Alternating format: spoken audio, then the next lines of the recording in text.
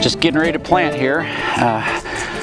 Tilled up the garden last night, raked the seed bed where we're going to be planting some beets today, and right now I'm putting just a little bit of organic fertilizer down before we plant. So this fertilizer is organic plant starter from Natural Guard, and that organic plant starter has a nice balanced fertilizer in there, a lot of beneficial microbes and microorganisms, mycorrhiza and archaea to help the plants get established and just take off quicker. Once they germinate, once those seeds germinate, it'll give them the right balance of nutrient to really give them everything that they need in the soil. So before I like to plant, before I plant, I like to put that fertilizer down, and we're going to work it into the soil so that as those beets start to grow, they'll have that nutrient. I use about a cup, so 1 cup of the organic plant starter for about every 10 feet a row, and I'll just like sprinkle that in, and then we're going to work it into the soil with the rake just a little bit. So I'll take my rake after I get that fertilizer down and just kind of work it into the soil just a little bit. So as I work it with that rake, we can incorporate that into the soil a little bit better.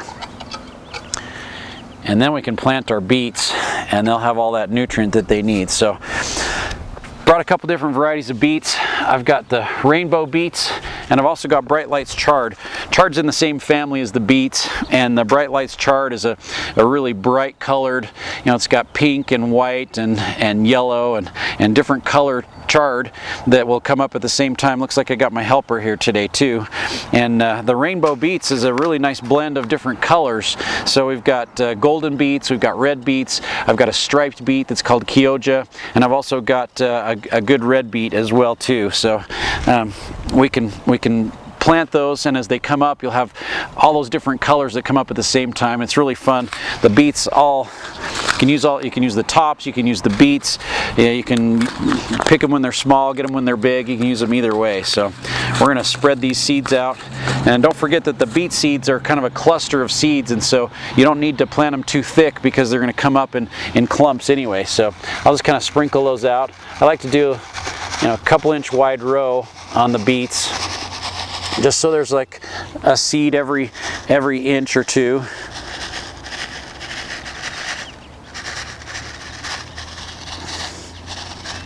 And like I said, I like to have my row about 6 inches wide. So where I raked that whole area, I just kind of put them right down the center, and then I'll use my rake to kind of incorporate those in just a little bit, just to kind of work them into the soil just a little bit. And then we're going to cover them up with a little bit of coconut coir. Now that coconut coir, I've got a brick right here.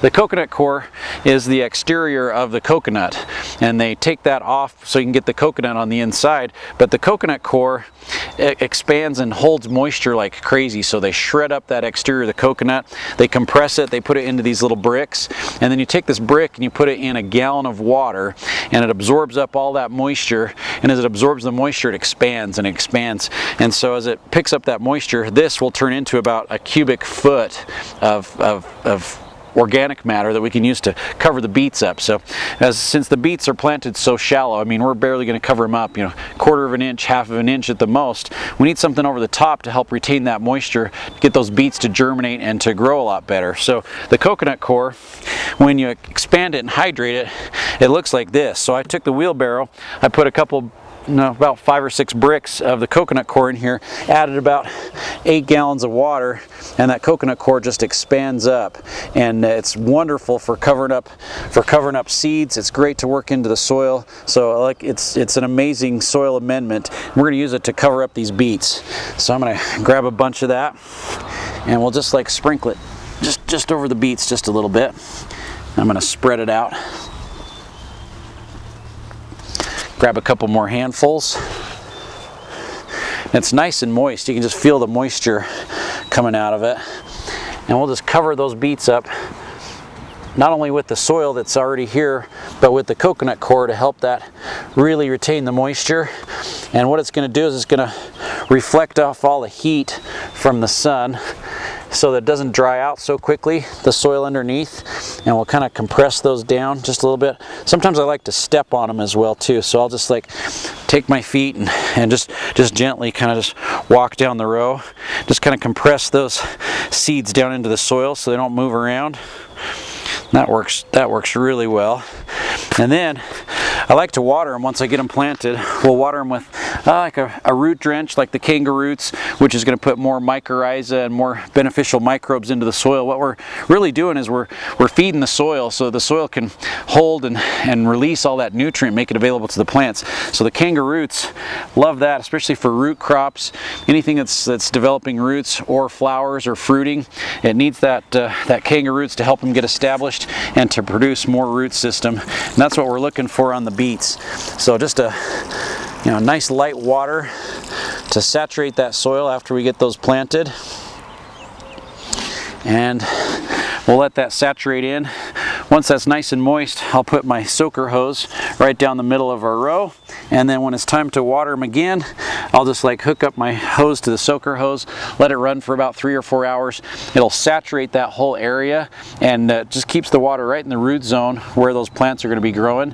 And that soaker hose can stay there all summer, keep those plants well watered, and I use about 70% less water than I would with a sprinkler to keep those plants well hydrated and give them the water that they need throughout the summertime. So easy to plant beets and chard, and this is a great way to do it. Make sure you always remember to get them a little bit of fertilizer worked into the soil, a little something to go over the top to keep those seeds moist. You should have great success growing beets all summer long.